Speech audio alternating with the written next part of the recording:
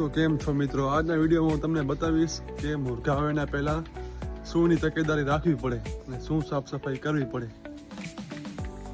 મુર્ગા આવે એના પહેલાં ફાર્મની સાફ સફાઈ જેમ કે નળિયું હોય, દોરી હોય, એની સાફ સફાઈ કરવી બહુ જરૂરી હોય, કારણ કે એમાં મક્ખીઓની વીંઠ ચોટેલી હોય એ સાફ કરવી જરૂરી હોય. જો સાફ ના કરો તો મુર્ગામાં માંદગી આવી શકે છે, ઇન્ફેક્શન લાગી શકે છે.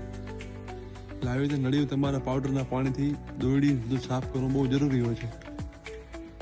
આ છે દાણ અને પાણીના ડીંગર જે મેં 4-5 દિવસ પહેલાં ધોરાવી નાખ્યા હતા. એક લોટ ધોયા પછી બધા ડીંગરને ધોવા બધું જરૂરી હોય છે. દાણ અને પાણીના ડીંગર કહેવાય એને, જેમાં દાણ અને પાણી નાખવામાં આવે છે.